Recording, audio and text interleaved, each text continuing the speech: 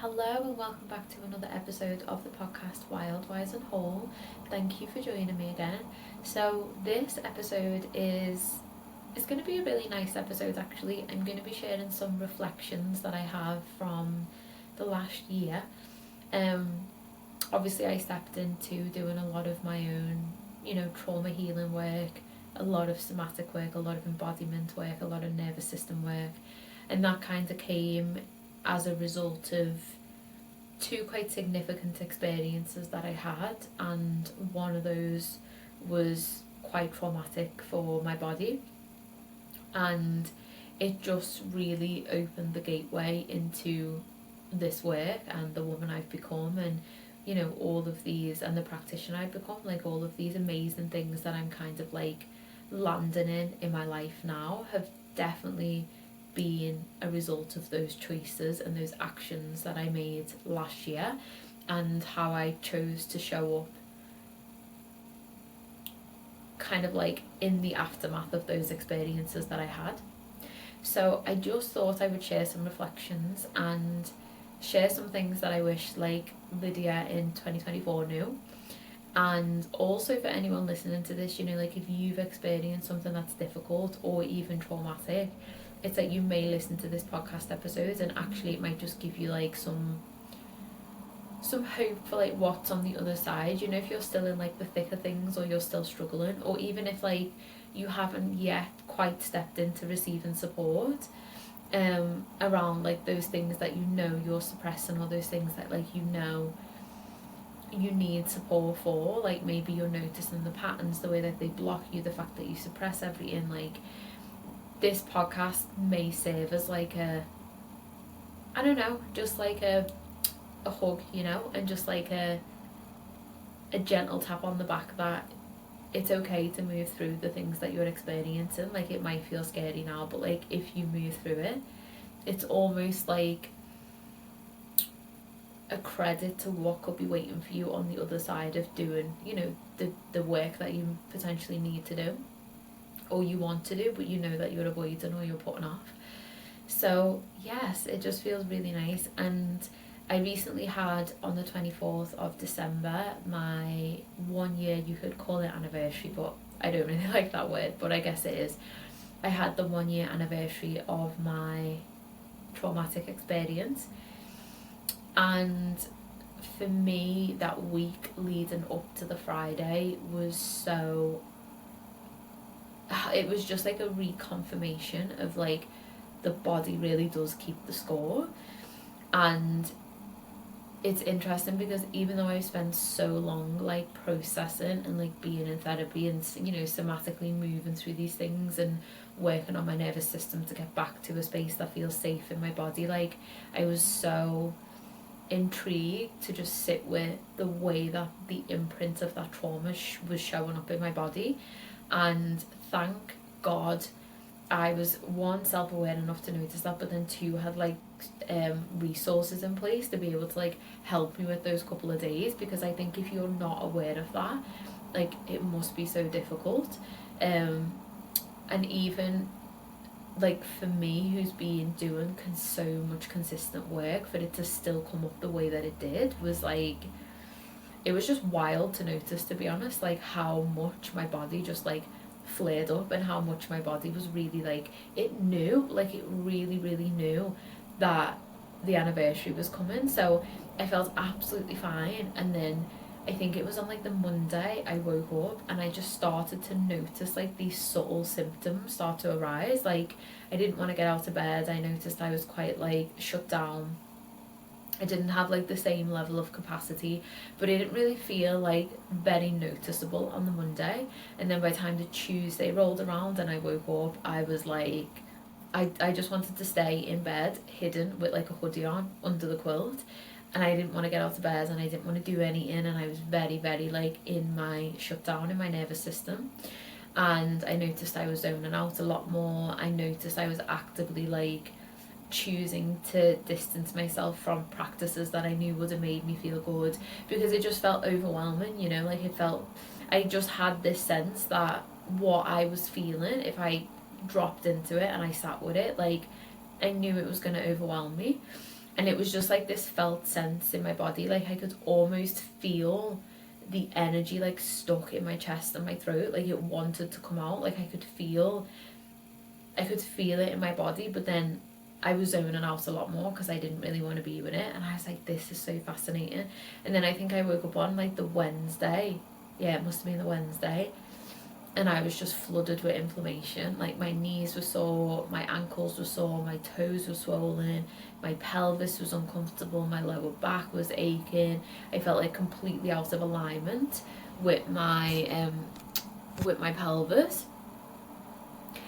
and I just felt like so drained of energy. Like I felt like I was literally back in shutdown last year, like the same level of inflammation, you know, like my stomach was bloating, I was like fatigued, like it was almost like I hadn't slept, I was so fatigued. And I woke up that morning and I was like, wow, it just hit me like a train that this is how I felt for like so many days of 2024. And it just reminded me like how thankful I am that I done the work, because I even went on Instagram and spoke about this, and I was like, to live like this is so much harder than going through the, like I would choose to sit in the pain of all those therapy sessions and to hit the burnout and to like do the hard work that I needed to last year to get here, because the 3 hours that I'd been awake was a slog. It was so unbelievably hard to just almost like function, right?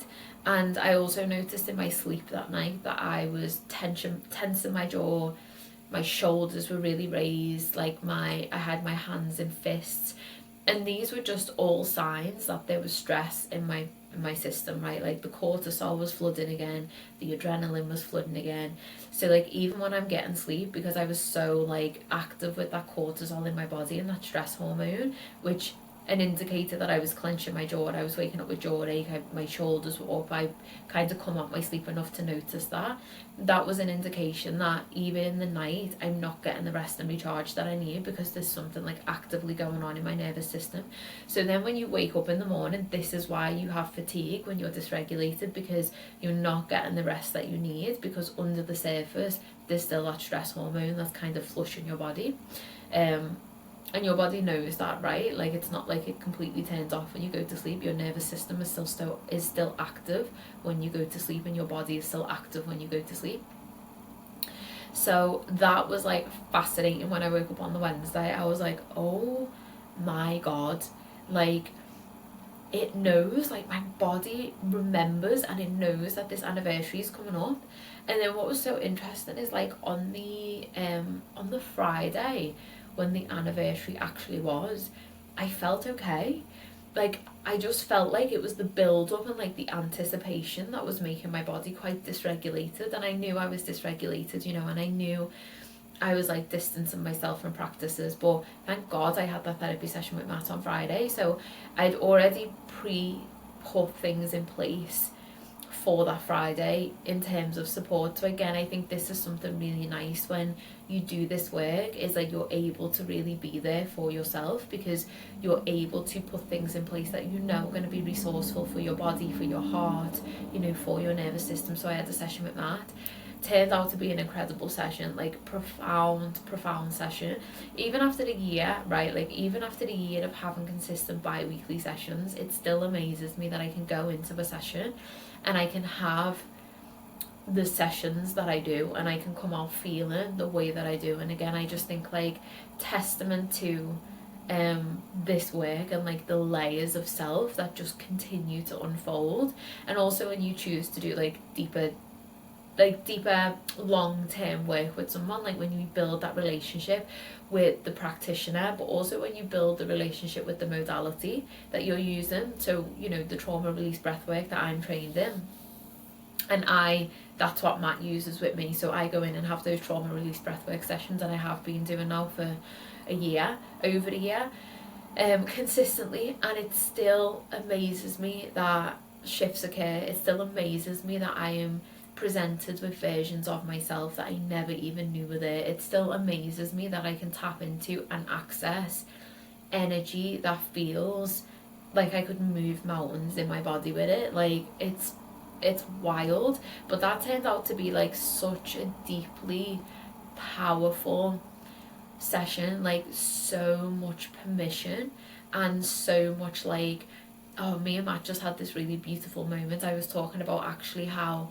the trauma for me feels like, because it led me on this journey, it also led me to accessing so much of my like my feminine power. Like the gifts that this trauma gave me, now I can see on the other side, it makes the trauma seem so irrelevant and insignificant.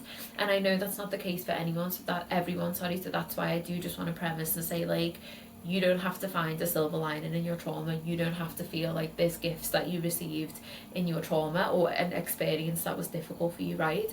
I truly believe, for me, and this is what like me and Matt got emotional over, like I feel like that trauma that I experienced was an initiation.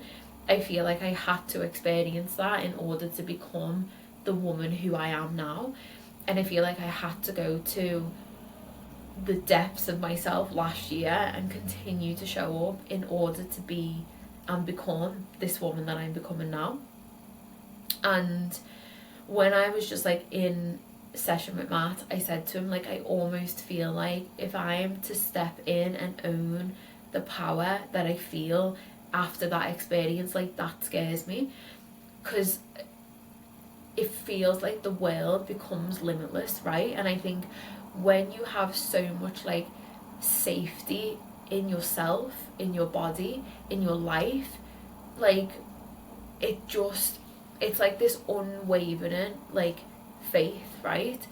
And that's coming from you, like, to feel that and know that's not coming from a relationship, that's not coming from anything external, that's not coming from permission slips around what you look like, how much money you make.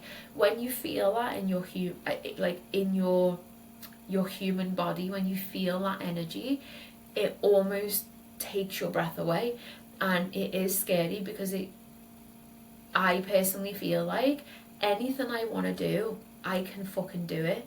And I can step into that now and I can do that. And I've said this and I've, said I believe this for years now. I never believed it. I never ever truly believed that. And my body was never on board with that.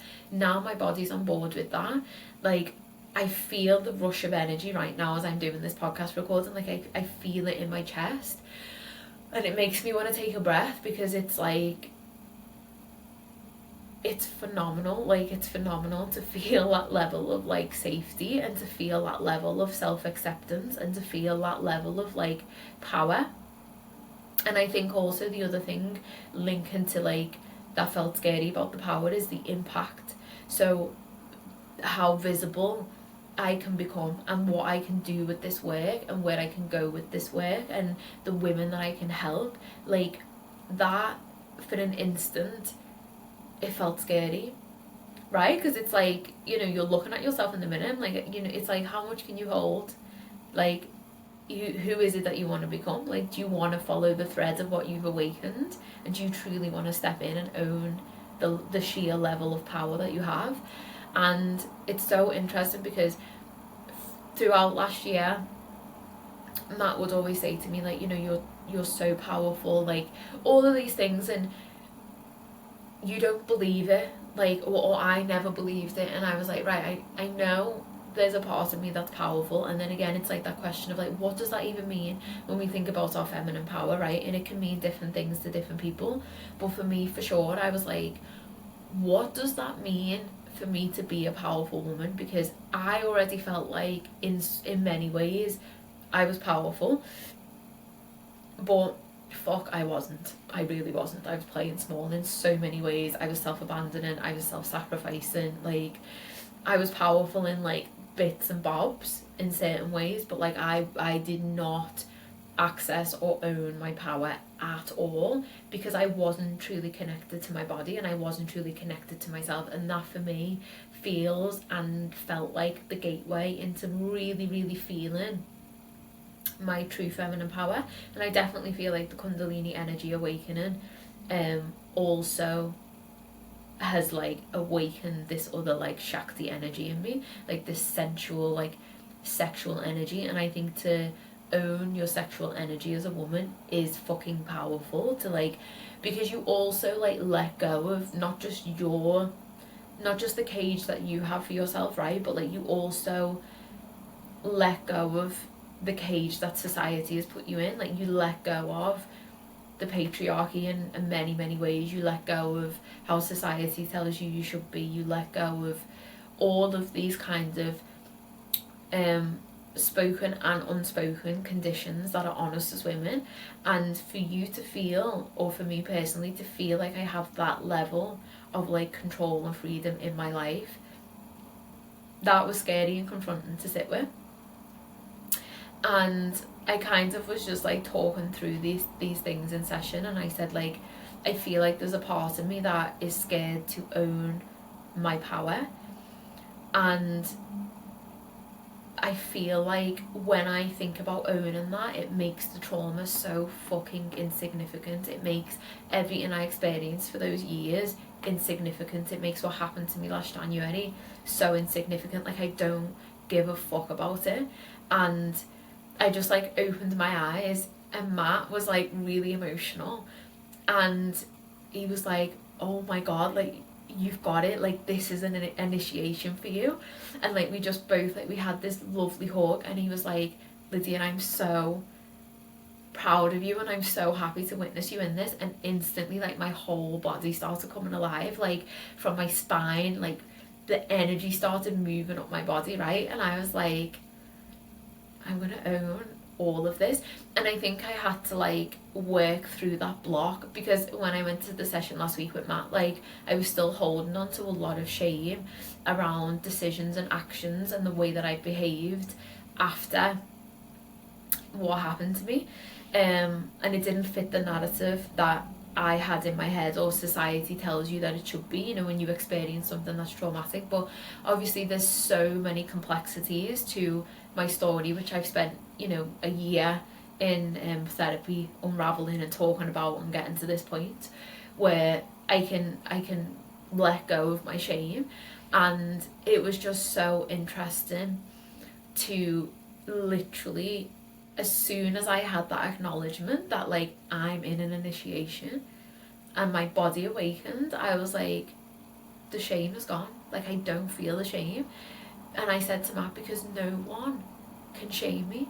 Like I'm not gonna let anybody shame me for like what I done or how I behaved, because you don't know what it's like unless you know what that's like. And this is what I was saying to Matt. I was like, I'm not gonna let anybody judge me. I'm not gonna let a single fucking person make me feel small again.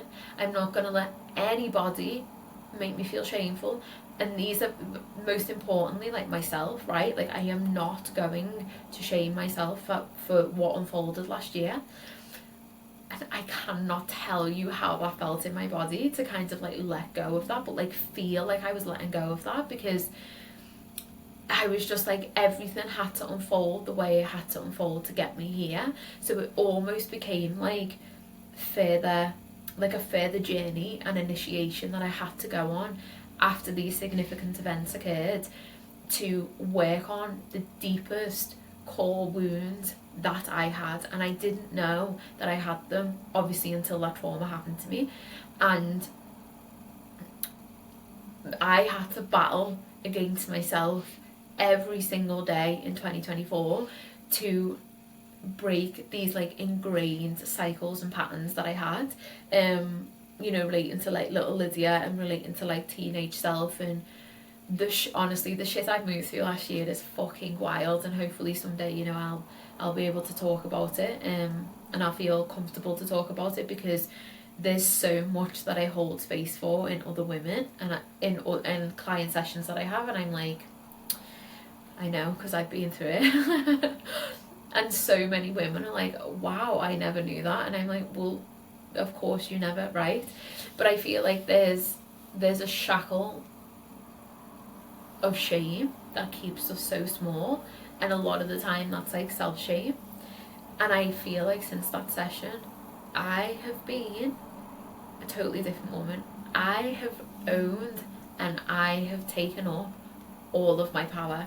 And I know and I feel it in my body, in my nervous system, in my tissues, in my heart, in my spirit, in my soul, in my wild woman self, that like I am not going to self-sacrifice, shame, or abandon myself again. Like, I am not going to do that. And that links out to even like finding another relationship, calling in the person that I want to be with, what my life looks like how I want my business to be, the impact that I want to have, where I want to take it, like just all of these things that like we question as women.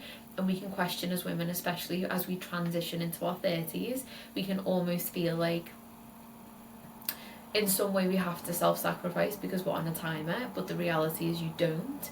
And this journey that I've been on throughout the past year has honestly just been like phenomenal. Like, if I could bottle this journey, like I could write a book, and me and Matt were saying that the other day, he's like, well, Matt actually said to me, he's like, I think you should write a book. And that's really interesting because when I had the Kundalini awakening, she brought me a vision of a book in my dreams one night, and I could see the title of the book, I could see the chapters of the book, and I have that started on my Google Drive, which is interesting. So yeah, when he said last week you could write a book from this, I was like, it's interesting that you say that, because Kundalini brought me that, and the book that I saw that I was going to write, and I am going to write, is all of the chapters are like the themes that I had to work through last year from like a nervous system level up. And I just think to be in a space where like I just feel so safe in like myself, my life, my desires, my dreams, like my voice, my needs, like it's, oh god, it's phenomenal, you know. Like I just want every woman to experience that, and just also how beautiful to experience that after the trauma came. I just think that's a nice kind of, well, it's more than nice, it's profound.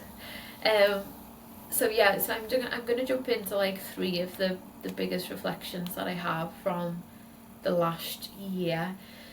I think the first one is like you have to work to make things feel safe in your nervous system and your body, like bringing body-based healing into any self-development work that you are doing is absolutely crucial and fundamental, because so many things I was able to repattern from unsafe to safe has literally transformed my life and has broken cycles that I had for decades. Like I say this, right? I'm not saying this lightly. Like I had ingrained patterns in me. Some of them I didn't know. Some of the behaviours I didn't know. And it was only when I was doing the work with Matt that I was able to see and acknowledge that so much of what I was doing was geared towards keeping me safe. So even though it caused me pain, even though I felt uncomfortable, even though I didn't necessarily like it, and I'm not just talking about last year, I'm talking about, you know, the last 10 years of my life, even though I didn't like doing these things, and that could be as small as getting momentum in my business and then falling off that to like my business never like grew past a certain point. Like I would almost self-sabotage, and it was because it felt unsafe. So if there are patterns and things that cause you distress and discomfort, a reflection and a lesson I got from last year is you have to work with that from a nervous system level up, because the piece actually is repatterning and recreating new patterns and behaviours that feel safe. If something feels safe but on the surface it causes you discomfort, you are going to keep doing that, which is wild and which is frustrating and which can cause like so many other things to arise, right, to look at that. But one of the things that I had to do last year was I had to notice where I was almost on autopilot. I was almost on autopilot, repeating the same shit and doing the same shit because it felt safer than the alternative. It felt safer than XYZ. And sometimes that in itself would cause me so much pain and so much discomfort to notice that in myself. But I just had to keep showing up with faith, and I just had to keep knowing that the work that I was doing I was going to change it, right? Because I could see it happening in small, like, little bite-sized moments. And I say this to clients, is like, sometimes when you do the nervous system work, especially if it's like core wounds, right, like especially if it's things that have been so ingrained, and things that feel so safe for your body, no matter how painful they are, I said sometimes it can feel like you're running into a wall, and you get up and you keep running back into that wall, and you question, why the fuck do I keep running back into this wall? It's painful, it hurts, I know that it's not going to get me anywhere, so why do I keep doing that, right? But I say to clients, one day you're going to get up from that, and you're not going to run back into the wall. You're going to be, that's painful, like, I'm not going to do that again, so what can I go and choose to do? And I see it in so many people around me. I see it in so many things with clients. I see it in so many patterns with people around me, conversations I have, and it's just so clear to me now when, like, there's an attachment, or there's like a somatic attachment that is causing us or you to repeat something and to keep going back into something. So, like, anytime, it could be as simple as, like, I was in dance yesterday and one of the girls was saying that she hates, like, feeling her emotions. In my mind, I'm thinking, it feels unsafe, so now you have to make it safe to start to feel them, you know? Like, certain types of partners that we call in, like, there's an element, and I'm not saying we're to blame for the people that we call in, by the way, but if it feels safer for you, for example, to attract someone who's emotionally avoidant, no matter how much you're desiring someone who is emotionally available, right? If you have a somatic attachment, or if you have a pattern in your nervous system where it feels safer to be with someone who is emotionally avoidant, you will continue to look for that, and you will continue to find safety in that pattern and that behaviour. If you don't, like, do the nervous system work. So that was one of my biggest takeaways last year. Like, that was profound. That caused a lot of looking at self, that caused a lot of uncomfortable self-reflection, that caused a lot of pain, it caused a lot of discomfort, it caused a lot of unsafety, it caused a lot of fear, it caused a lot of shutdown, dysregulation in my nervous system. It made me feel helpless a lot of the time, but I kept showing up. And I kept showing up, and I kept doing the practices, and I knew that I would get to the other side of it, because I believe in these modalities, which is why I trained in them last year. I was like, I really want to train in the breath work, because it's been profound for me on my journey. And I knew that if I just kept being in space with Matt, using the tools and the techniques that I knew worked, then, and showing up for myself, then I would change all of those things. And I did. And that's why I'm where I'm at now. And I have safety on so many, like, levels with myself. I have safety with, like, money, business, future, partners, everything, pretty much, like, so many things that you can think of that used to trigger fear in me and used to trigger anxiety in me. They no longer do, because I just feel so, like, secure, and I feel so safe. So that's the first biggest reflection. Like, please consider doing nervous system somatic work if you're really looking to, like, break some of these ingrained cycles, and also really, like, move through those experiences that you've had. And then the other thing I think is a big reflection is, like, patience. And I know this might sound like a simple one, but I think for me last year, going slowly and just showing up. Like, I had no time limit, I had no big sexy goals. I just said to Matt, I don't want what happened to me to define me. I don't know how long that's going to take, I don't know what that's going to look like, but I'm just going to keep showing up. And that's what I did. And even when I didn't want to show up, I went to those sessions. And my therapy was a non-negotiable for me, so I made sure no matter what I had going on, I had that money, or I made that money to be able to be in therapy, because I knew if that wasn't important to me, it could on the days when I didn't want to show up, I could easily put it into something else. I could easily avoid it. I could easily make excuses. Oh, I don't want to spend X amount a month on this, you know. Oh, I'm trying to move out, I should be saving that money and putting that money in my savings. And I saw it as like something that was a non-negotiable for me. And I had patience. I didn't question how long it would take. I didn't have a time goal by you know, I want to feel this way by this way. I just had patience, because I think you need to have that when you're doing this level of work with yourself, because the minute you start coming in with self-judgments, like, that's not going to feel good in your nervous system, and that's not going to feel good in your body. And actually that's like the opposite, right, of self-compassion. It's the opposite of self-love.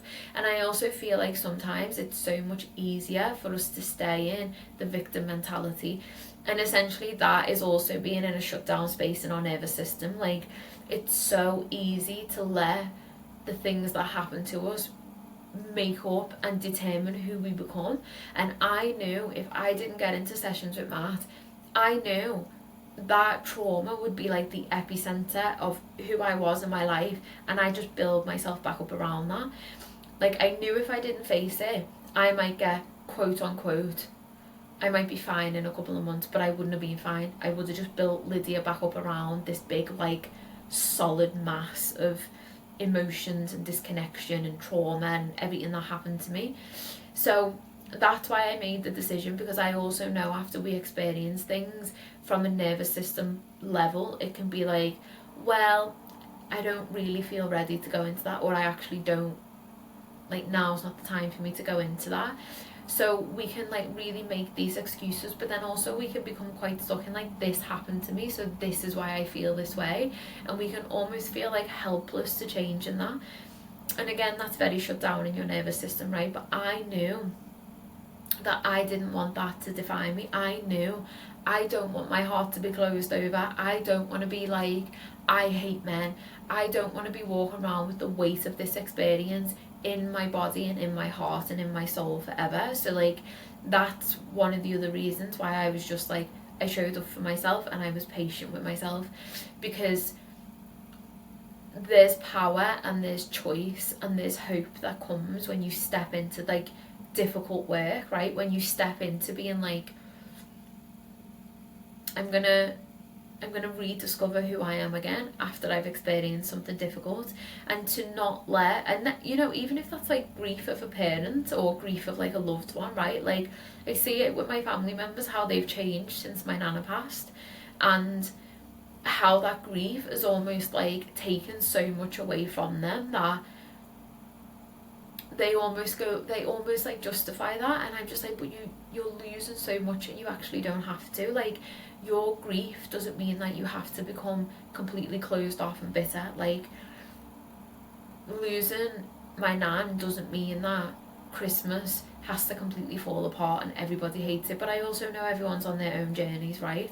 And I do appreciate that. But I just think like the things that we go through, like, they don't have to have like a tight hold over us forever.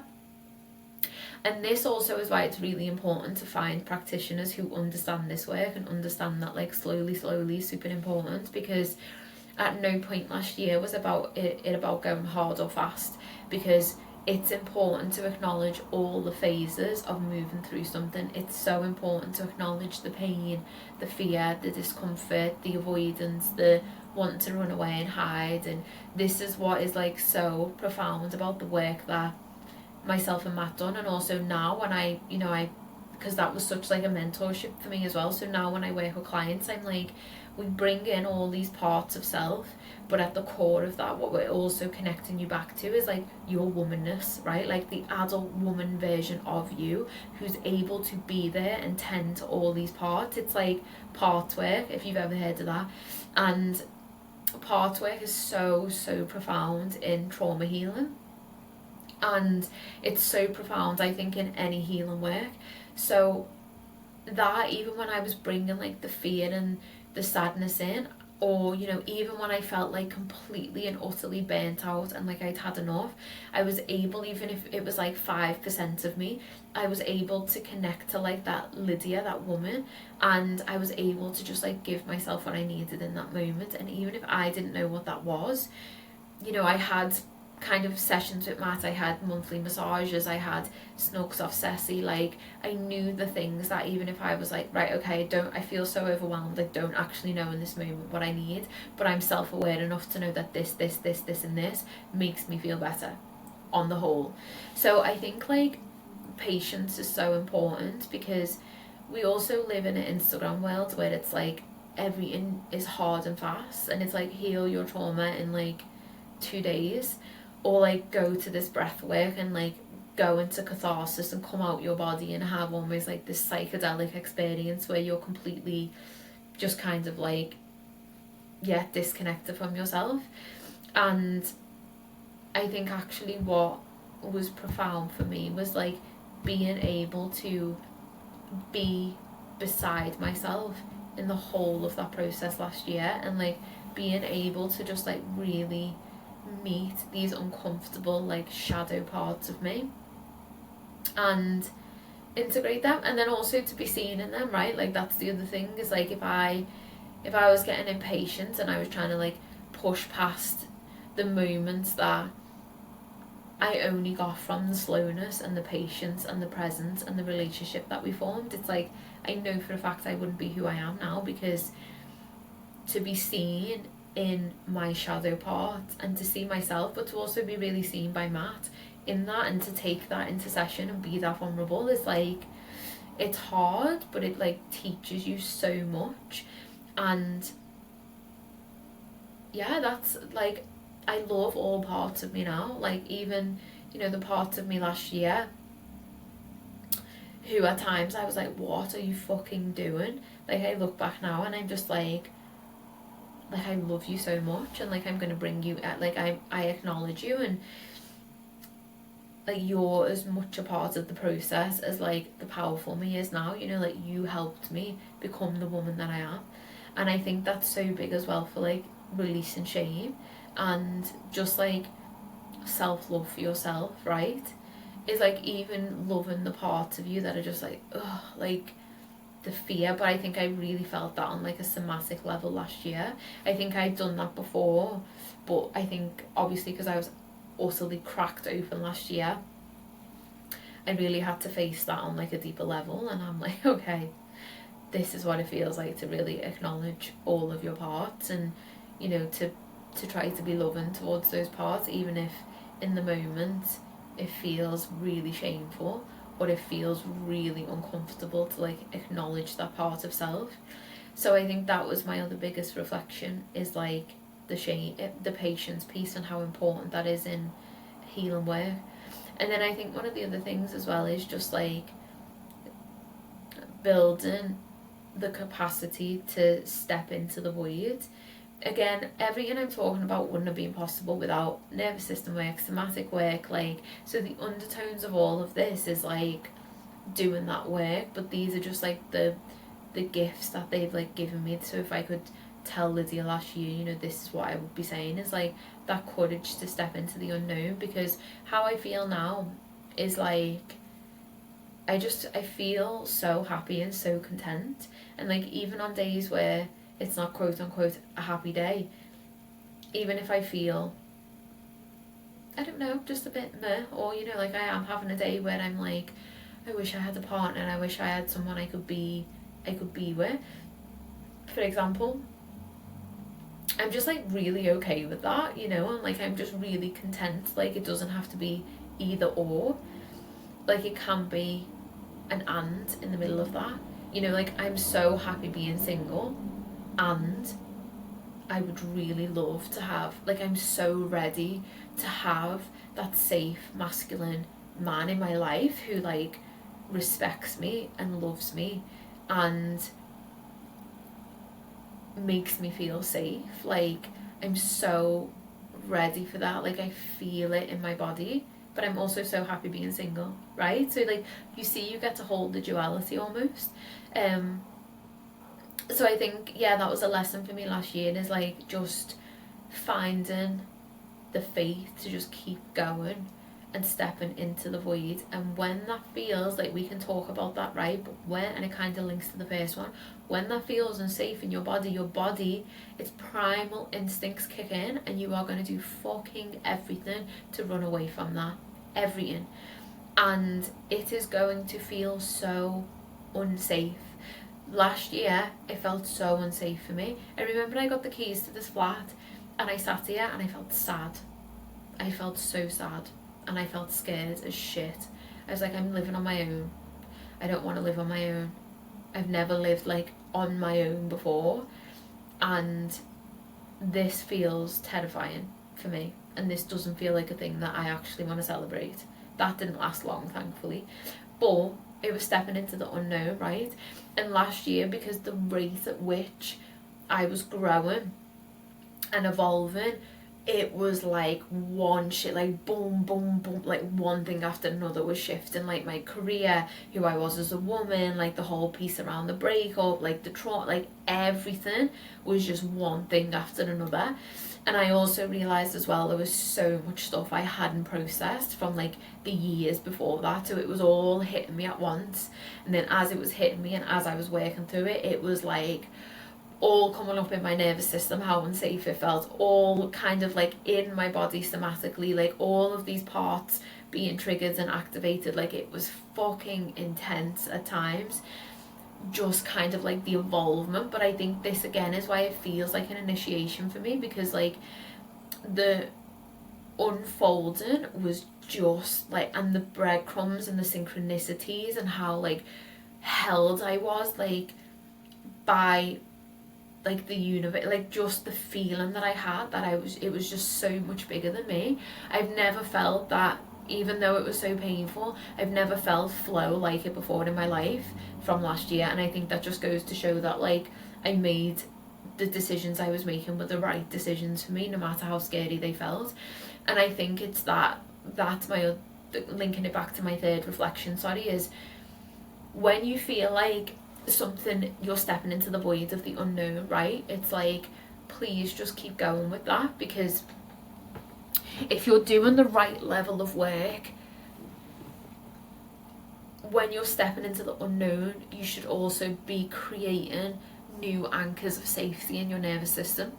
So you're not just kind of stepping into the void, all this shit's being unearthed, feels really unsafe, and then you're kind of like left, right? So like again, holding that duality of, okay, this feels unsafe, but there's this that feels safe for me, or I'm working towards making this feel safe now.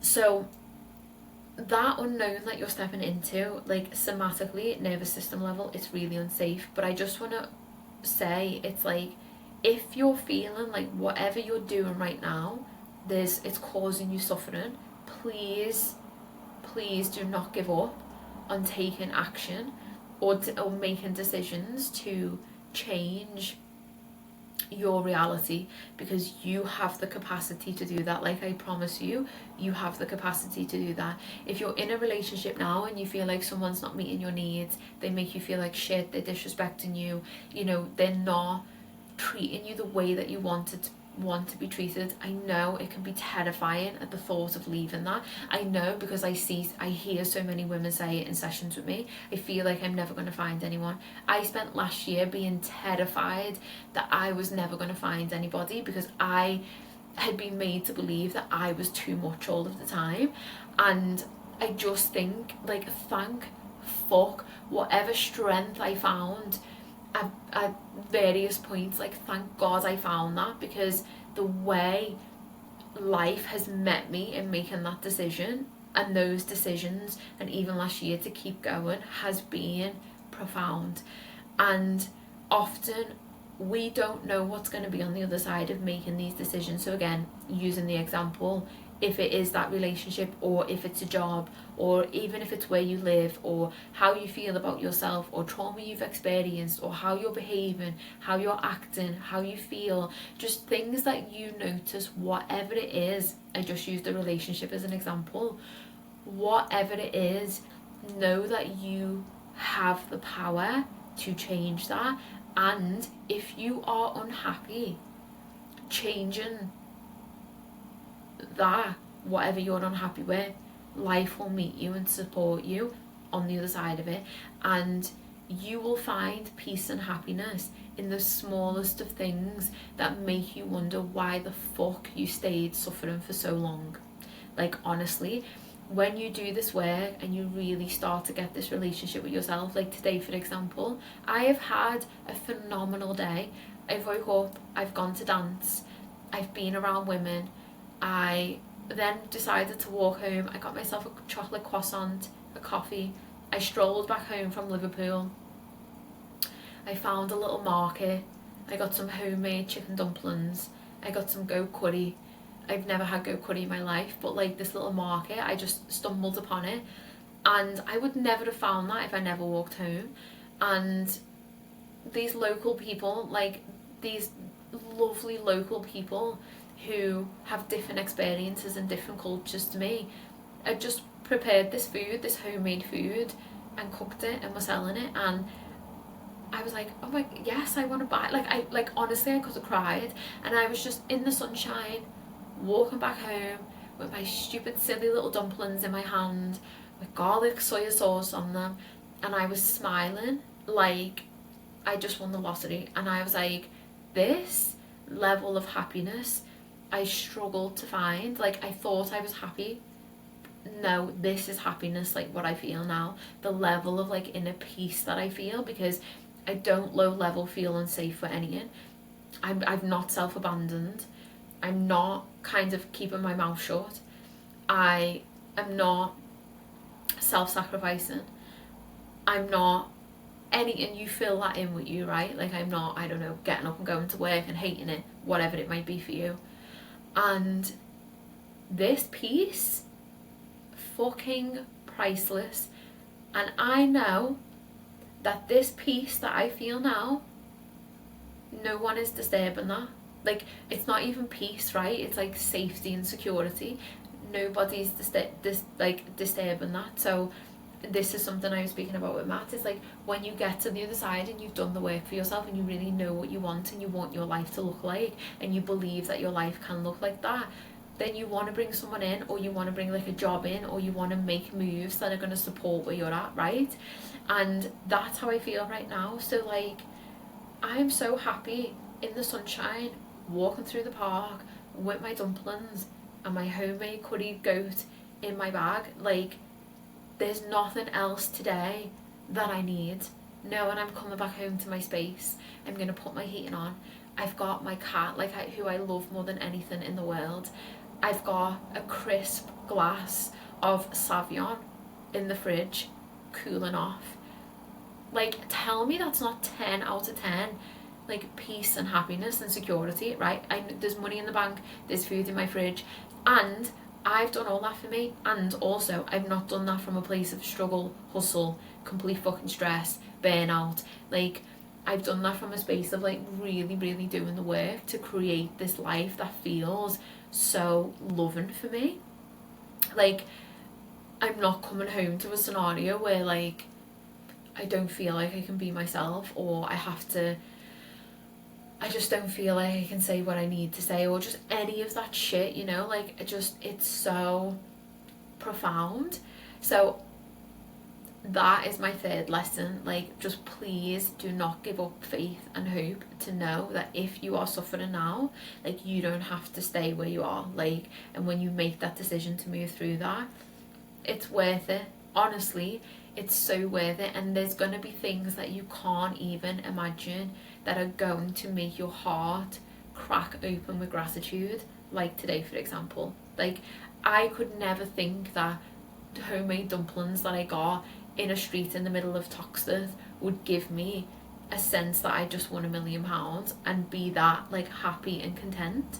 And here I am.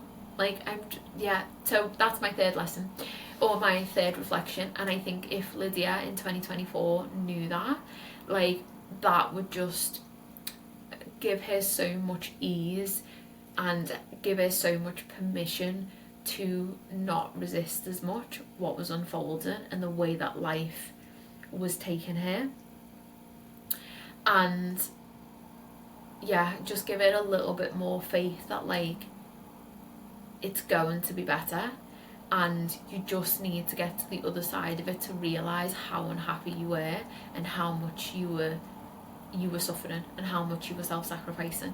And that is not just like, I'm talking about anything here, right? Like, I'm even talking about jobs. So like, when I decided to leave being a child therapist, it's like that was making me unhappy. It was stressing me out and making me dysregulated, going to work in the car, commuting sometimes over an hour to get to a job, being on a wage that was just like, I've studied so hard and I spent so much money, and this money that's coming in, it goes nowhere. Like, I don't feel creative, I don't feel expansive, I don't feel in control of my life, like, going to this job. So whether you choose to stay in employment, it's like, if you hate the job that you're in now, it's like, know that you can make a choice to change that job and you'll feel so much happier, right? So yes, they are my lessons, and I think whatever kind of choice or decisions or actions you make, it's like there's something on the other side of that. And it kind of links to the patience one as well, because I didn't know how long it was going to take me to start to get to the other side of it. And I think sometimes, or if you're listening to this, there might be harder kind of obstacles that you overcome, and it's just knowing like that patience, if you're chipping away, like, it's going to pay off, right? And like, things are going to start to shift, and things will kind of come to fruition for you in like a time that's okay for you. Can, like, depends on what block you're overcoming, depends on what trauma you're healing, you know, because there's so many different levels and types of trauma, and you know, depending on the pace of your journey, like, everybody is different. This is not about comparing your journey to anybody else's. This is just about letting you know that there's another reality on the other side of suffering or self-abandoning, or just like being unhappy in general with things that, like, yeah, don't feel good for you. So on that note, I'm going to end the podcast. Even when I try to do really short podcast episodes, how this is still being 52 minutes, I don't know. And I've completely free talked this episode, as I always do, so God knows what I've said in it. Hopefully it makes sense. So yeah, thank you so much for listening. If you've made it to the end of this podcast episode, you're a champ. And if you've got any takeaways from it, feel free to, you know, share them on Instagram with me. It would mean a lot. Or tag this episode, put it on your story, share me, share the podcast. If this episode resonated and you think other women would get a lot from it. And yes, thank you for being here. And if you are interested in doing some of this kind of deep work with me, then you can head to my website, link is below, or you can drop me a message on Instagram. Again, links are all below. So thank you so much for being here. Enjoy the rest of your week, and I shall be back next week with another podcast episode.